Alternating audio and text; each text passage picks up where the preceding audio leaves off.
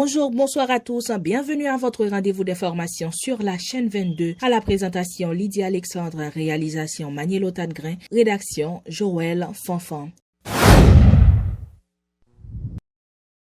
Au sommaire de cette édition, l'Union des Nord-Maliens et Nord-Maliennes haïtiens est loin d'atteindre son objectif. C'est la déclaration de Josué Mérilien à l'occasion de la célébration des 30 ans d'existence de cette structure ce 16 mars 2021. En effet, le coordonnateur de cette structure continue de dénoncer la mauvaise gouvernance dans le système éducatif haïtien. L'UNO encourage en ce sens les enseignants et enseignantes à prendre part à toutes les mobilisations visant à renverser le régime au pouvoir. Guerline Moristin. 16 mars là marqué 30 l'année de lutte UNO. 30 années depuis plus de 400-500 enseignants qui ont besoin 11 outils de combat qui ont campé l'Union nationale des Nord-Maliens d'Haïti avec objectif pour arriver à transformer l'école là, transformer conditions de la vie, conditions de travail enseignant, conditions d'apprentissage élèves, pour transformer, pour mon éducation qui permet que le pays prenne route. Parce que il y a un auteur qui dit que l'éducation est la mère de toutes les batailles. Pour un pays avancer, il faut avoir cette éducation. C'est une éducation bâtarde, une éducation bancale, ou un pays bancal. Donc nous devons comprendre que pas gagner éducation tout, c'est pas gagner pour les conditions la vie, travail pour enseignants. Si vous conditions enseignantes qui délétères, si vous avez des enseignants qui ont des situations précaires, ou une éducation précaire tout parce que l'éducation c'est éduquer, c'est un job difficile. C'est pas par hasard que quand nos livres qui créent les réflexions sur l'éducation, dit qu'il y a des jobs qui sont difficiles, c'est le job éduquer et gouverner. Nous avons gouverner, il y a des gros avantages, gros salaires, pour que tête par un boulacha, pour avoir des problèmes, chicaner l'esprit. Enseignants ou comme enseigner, ils doivent gagner de conditions de travail, des avantages, de salaire, de traitement qui permettent que il y a des problèmes manger, il y a des problèmes caille, c'est des problèmes à gagner pour que ils soient disponibles physiquement et psychologiquement pour élèves. Pour dire bail éducation de qualité qui permet que effectivement nous avons des hommes, des femmes qui sont capables de prendre la vie pays en main. Dans ce sens, ça c'est que il a été construit justement pour permettre que enseignants dans le pays d'Haïti arrivent à dire gagner valeur, gagner droit respecter et permettre que participer dans le développement pays.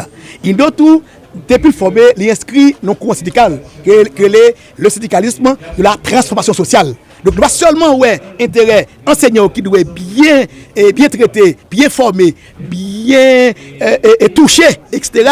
Nous devons que il doit y avoir un enseignement qui transforme le monde et qui peut transformer le pays. Le nombre d'Haïtiens à besoin d'assistance humanitaire est passé de 1,6 million en 2016 à 4,4 millions en 2021, selon la communauté humanitaire. En ce sens, le ministère de la Planification et de la Coopération externe a conjointement lancé ce mardi le plan de réponse humanitaire 2021-2022. À travers ce programme, les initiateurs veulent apporter leur soutien aux couches les plus vulnérables de la population. Selon le coordonnateur des agences Nations Unies en Haïti, Bruno Le Marquis, le MPCE lance un appel à la mobilisation de 235,6 millions de dollars afin de répondre aux besoins de la population. Écoutons tour à tour les déclarations de Bruno Le Marquis et d'Entrenard, respectivement coordonnateur général de Humanitaire Haïti et directeur général du ministère de la Planification et de la Coopération externe. Ils étaient au micro de Peterson Luxama. Haïti, c'est un pays qui connaît en pile crise depuis plusieurs dizaines d'années. C'est un pays qui est fragile. C'est un pays qui connaît en pile choc politique, choc sécuritaire, choc dû à l'environnement, changement climatique, crise socio-politique et la triée. Sous ça, l'année dernière, il y a eu des crises Covid qui ont un impact sur la situation économique. Donc c'est une situation très complexe. Et c'est une situation qui a généré un pile besoin humanitaire. Les gens qui ont besoin humanitaire continuent à augmenter. Il y a 1,6 million de gens qui ont besoin d'assistance humanitaire en 2016. Il y a un chiffre là, il est monté à 4,4. Donc 1,6 en 2016, 4,4 en 2021. Situation pas bon. Et dans une période côté leur pas de gain désastre naturel. L'année dernière, pas de gain gros cyclone, pas de gain gros désastre naturel. malgré ça, chiffre est redevable.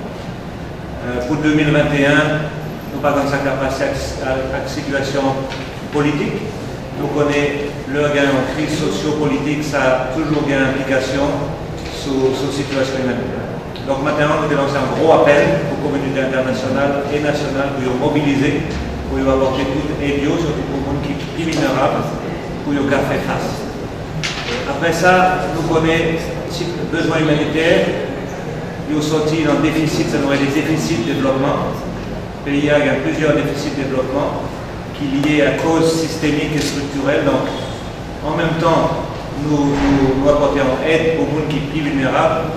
En même temps, c'est pour multiplier l'effort sur le développement pays pour nous adresser causes structurelles. Donc, c'est ça, nous aider dans le jargon à nous, Nexus. Donc, Nexus entre humanitaire, développement et consolidation de la paix pour nous diminuer le nombre qui n'ont besoin humanitaire. Plan de relation humanitaire pour l'année 2021-2022. Et le plan de relation humanitaire, ça, est censé être rendu nécessaire justement pour permettre de nous faire face à un ensemble de mesures non satisfaites de la population. En effet, il a été constaté que, généralement, au niveau du diagnostic fait, que depuis plus d'une trentaine d'années, Haïti est traversé par une série de crises socio-économiques et politico-institutionnelles. Mais différentes crises d'ailleurs ont entraîné une marginalisation, à une population, ont entraîné une adéquation des mécanismes traditionnels de survie. Donc, en plus de crises d'ailleurs, nous devons réfléchir justement avec une crise sanitaire, Covid-19. Puis ça a entraîné au cours des 2 dernières années, nous connaissons été traversé par ça au pays de l'Europe, la crise sanitaire là, qui a affecté considérablement tout le tissu économique du pays et beaucoup de services sociaux que le gouvernement a supposé bailler, pas dans la mesure de bailler les services sociaux. D'où justement la nécessité de nous définir avec les PDF que nous toujours employons. Plus particulièrement avec OCHA, justement dans l'élaboration du plan de réponse humanitaire là, qui est censé adresser, comme nous avons dit le 2021, une tranche assez importante de population, notamment une tranche plus vulnérable que nous avons au niveau de la population, que constituent les enfants, les femmes, les handicapés, etc. Maintenant, nous espérons qu'avec le plan de relance économique, ça, que les partenaires financiers vont répondre à l'appel pour permettre de nous joindre le financement nécessaire là pour concrétiser. Mais nous avons également dit maintenant qu'en plus de trouver cet argent, il faut qu'au niveau de l'État, nous prenions des dispositions justement pour assurer une bonne exécution de cet argent. Donc, une question de gagner, réduction de compte, pour nous censés gagner, montrer ça pour décaisser dans la plus complète transparence. Okay? Donc là, nous y croyons. Et nous disons, c'est main dans la main, ensemble, que nous sommes capables d'arriver à atteindre les résultats.